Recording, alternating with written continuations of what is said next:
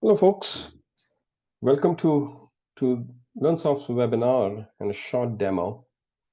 My name is Kishore Ambakar. I'm the president and the CTO of Learnsoft. And today we are going to talk about flexible learning to meet your every need. And what are those needs which the organization have? And how the application, the learning management system, and the talent management system is flexible enough to adapt to my change, my processes, and the overall learning experience of my users. And we are going to talk in detail about that today. So let's begin. So what we are going to learn today, why the scalable and the adaptable LMS is necessary. Because as the organization grows, we have to grow. The LMS application should grow and also adapt. How the permissions and multi-tenancy can simplify your workflow. Just because the organization is growing, we don't want to add more work. Let the system take that burden. And I'm going to showcase a short demo about how Learnsoft's LMS satisfies those needs. Again, my name is Kishore Ambakar. I'm the co-founder of Learnsoft, and I've been in the learning industry for the last 17 years. So this is an interesting stat. 48% of the learning and development professionals are unhappy with their LMS technology. And why they are unhappy? It is not fitting their needs. It is not changing depending upon the change in the environment. So that's an interesting stat. The scalable and adaptability. This is very important.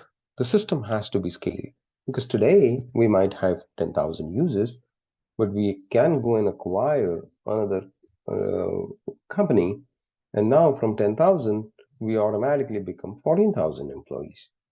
How the LMS can seamlessly do that integration, how they can get those onboarding 4,000 onboarding new people in our system. Their processes are different. Can it in the meanwhile for 6 to 9 months, can it maintain two different tenants so that each one can have its own processes? So the technology that understands who and where your users are is very important, because nowadays, after COVID, 80% of your workforce doesn't have a desk job. A lot of people are working from home. A lot of government agencies like transportations, corrections, they don't always work in the office. So how can we still keep the compliance and the talent intact in our organization? Is the platform mobile friendly? Can it does a micro learning? Or can it done the blended learning? Because not everybody can adapt, not everybody can consume the same type of learning. Some people can consume e-learning faster, but some people do need an instructor-led. Some of the learning initiative has to be instructor-led, because you have to demonstrate the proficiency, and only when you demonstrate the proficiency, then only I can give you the credit. So depending upon the learning initiatives, can your LMS understands that? Okay. If I'm growing from 1,000 users to 100,000 users, can it meet every sections and every pocket in my organization needs? So that is the most important part about the scalability. The LMS needs to mold to fit. It should be tailor-made. Now, every LMS has its own processes. Now, is your LMS forcing you to adapt the system process, or can it be changed or understand your processes and it can deploy your learning initiative? Okay, it shouldn't be another way around, right? So the most important aspect of this first comes in picture is, once you go through a multi-tenancy, that means it's a one big LMS for the entire organization. But every pocket, every facilities, or every agencies can operate as their own node. They can control, they can deploy, or they think that they have their own LMS, but it is a part of this entire huge umbrella. And in that scenario of multi-tenancy, we need to have unlimited permissions and we need to streamline the processes. So what is needed is most important is your LMS can be managed centralized as well as decentralized. That means at the corporate level, I as a super admin can manage the entire LMS. But there are sub-administrators with only permissions in their node, in their agency, in their domain, and they can manage only that section of the learning management system. So what Learnsoft tries to do here is it is broken down into the user groups and policies. There are set numbers of policies, like can you create course, can you be a preceptor, can you manage merge account, can you run reports, and then there are various groups, and the groups can be a learner group, an employee group, a manager group, a preceptor group, an admin group, a help desk group, course creator group, steering committee group, and each one has certain policies. So each node can independently, decentralizedly manage their domain. And also the entire organization tree can be broken down and it can mimic your organization tree of your HRIS system. Doesn't matter whether it's a Workday of the world, doesn't matter it's a PeopleSoft of the world or the Inforce of the world. It has to be sync with the HRIS tree. So if you acquire a new health system or you acquire a new agency, those data is already sitting there, which automatically talks to the learning management system and the talent management system. So the permissions are very important, centralized as well as decentralized, to help streamline the learning and the talent processes. Okay. Now, how the multi-tenancy can simplify the workflow. I was talking about the centralized management. You know what I need to do is, at the centralized organization level, I need to deploy a policies and procedures for the entire organization. Maybe one of them is a sexual harassment. Everybody gets the same sexual harassment. But at the individual node, whether it's a Department of Transportation, they do certain new hire orientation in different way. Correction does in a different way. They need to have that flexibility where even at the corporate level, the learning initiatives can be deployed, but at the node level, at the tenant level, I can customize for me. There has to be a flexible LMS experience. That means each tenant, if they really want, they can create their own UI and user experience. Because maybe one of the agency only deals with external customers. It shouldn't look like something for the employees, so they can have their own look and feel, own processes. Maybe they do not use instructor-led training, or maybe one of the agency only does the applicant tracking or onboarding part of it. They might need a little bit different interface. In the multi-tenancy, you can achieve that, and at the same time, we can increase the securities on the platform because each tenant have its own space. Each tenant can have its own single sign-on. So their single sign-on is different from the other agencies, but it doesn't matter. We can configure that. So the security becomes a very important part of it. And it also promotes the collaboration. You know, one of the agencies or one of the tenant creates some fantastic content. We can share it with across the entire organization.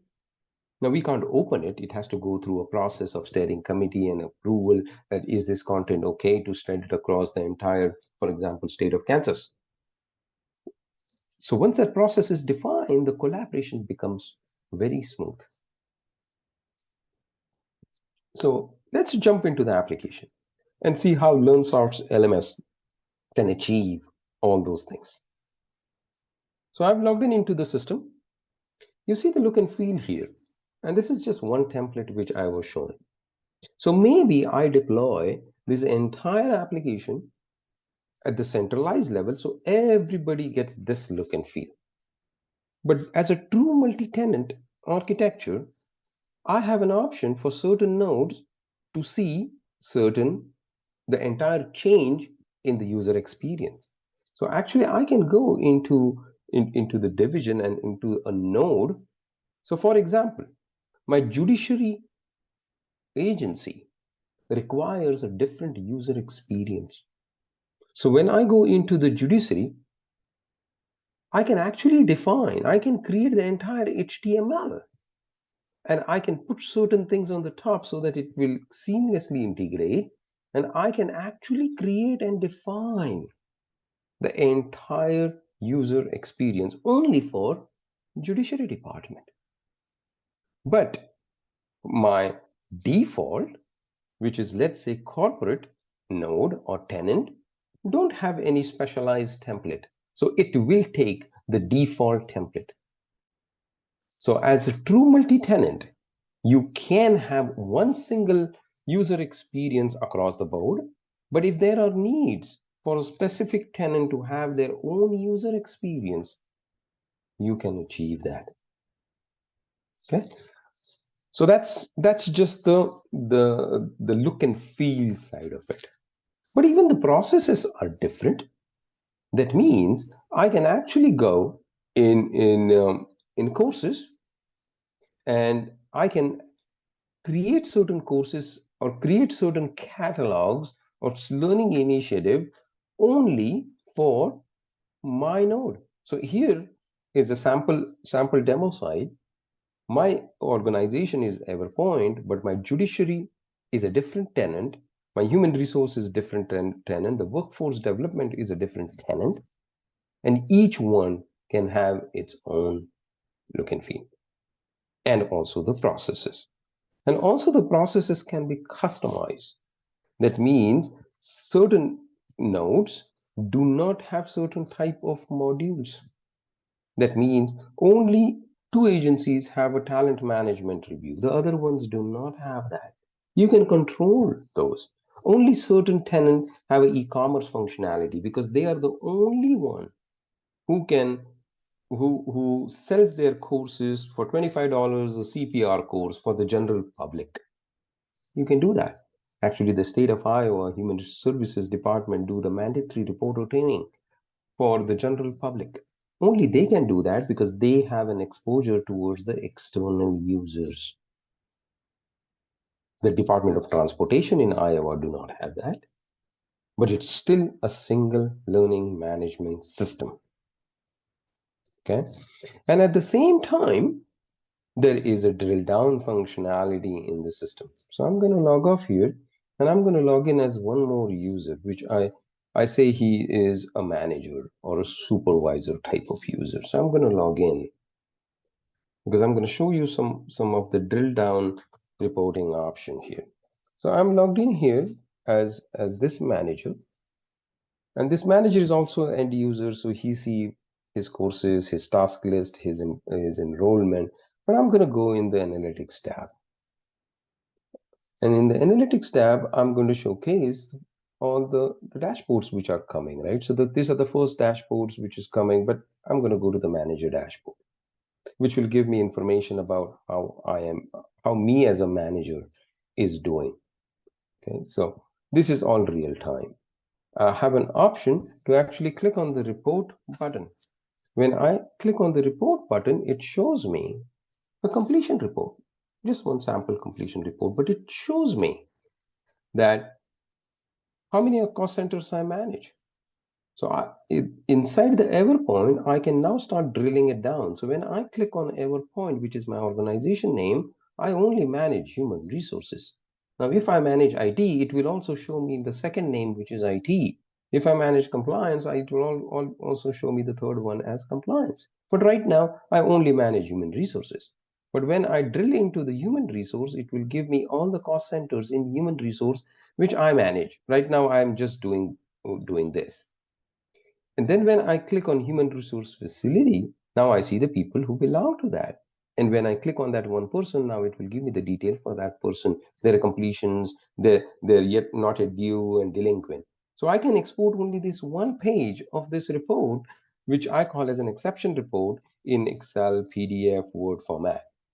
But if I want, I can run the entire 3000 page report of human resources if I have access to do that. But this is one of the ways where you can drill it down to the problematic section in your organization.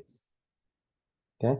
And in the same way, I can go into the reports and I can see all the different reports, right? So I can go in, let's say, group employee transcript report, and I click on that. It will give me all different ways I can run the report. Right? I can run for first name, last name, employment ID, positions which I want, and also my organization. So if I only manage certain organizations, I only see those trees. I do not see anything else. But if I log in as an administrator, I might run the reports for the entire organization. So that's one of the ways where you can customize. I'm also going to show you one more thing of how the system can adapt. And I'm going to log off from here, and I'm again going to log in as a person who has those rights.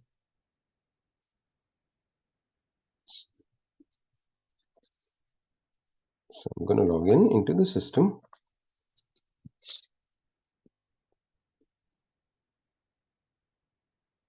and I go into a learning object option, and I see all the different courses. Now I have one course here which is called as a mandatory safety training, and it's an instructor-led course, and it has been taught 29 times. So let's click on that, 29. This is the time it has been scheduled, right? I can create a new schedule here, but let's go into one of the existing schedule here.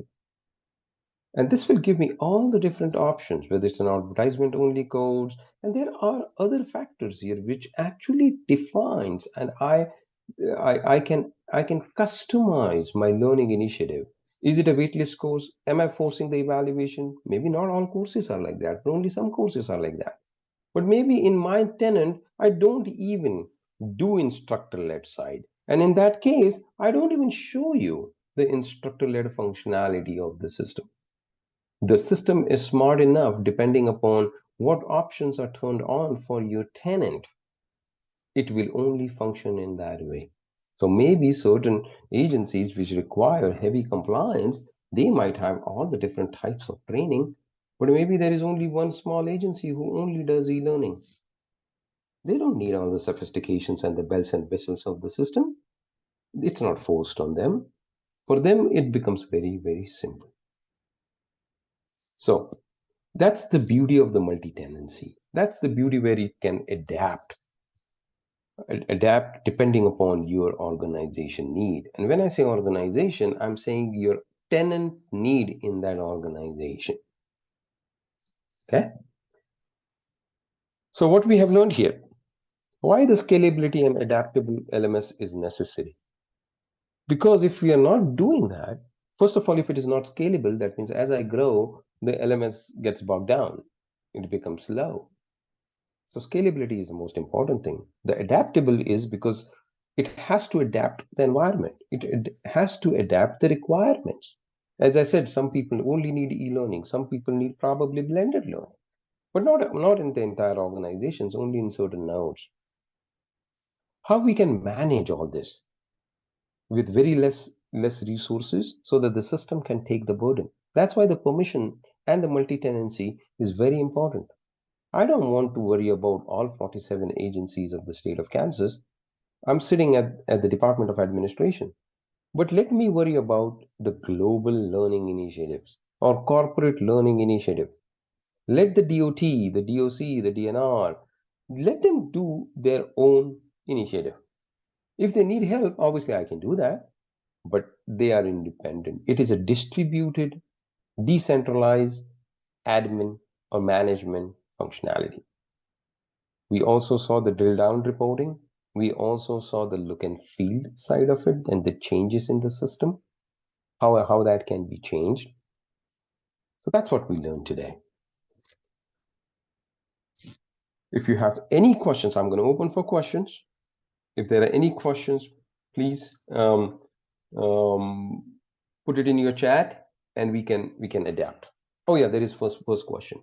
Can the process be adaptable for each tenant? Absolutely. That's the beauty of multi-tenancy. That means, as I give you an example, the e-commerce. Not every section in your organization needs e-commerce, because they do not sell the content, or they do not target to the external users. Some only do for internal, so e-commerce is not needed for them. Or maybe certain type of checklist, competency checklist.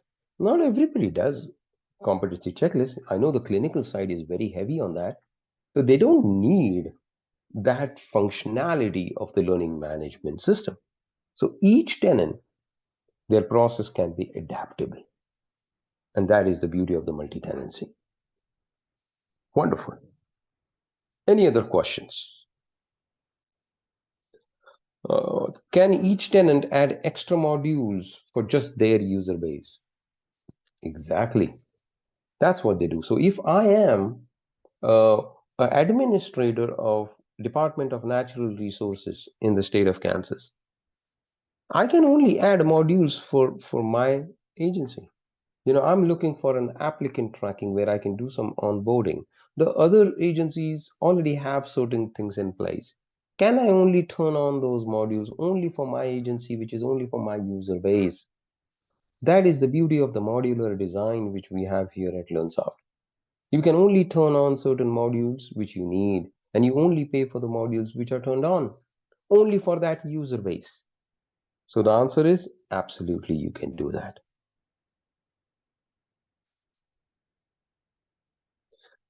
Third question. Can the tenant has an option to share the best practices? That is the biggest part about the collaboration. Every agency has learned, and we all learn. And every learning initiative which we do it in the organization, from that initiative, we always learn that what was easily consumed by my user, what worked, what didn't work. That is a wealth of knowledge. And that knowledge is easily collaborated across the entire implementation or the entire instance. So if I am sitting in department of, let's take a healthcare example. If I have created a safety course which is on the clinical side, and which was so greatly appreciated by my clinical staff, and I had 100% completions, faster completions with good assessments results, I can share that with other cost centers. Maybe IT can utilize my best practices and maybe change it for their IT needs. Accounting can do the same thing, right? The HR department can do the same thing. So this helps to collaborate inside the organization. And with Learnsoft, you can actually also do it with outside the organization. Maybe Department of Transportation, Iowa, has done something very different as a safety measure. Would love to share that with Missouri Department of Transportation or Kansas Department of Transportation. That is the beauty about what we try to do here at Learnsoft. We learn from the best practices. Any other questions?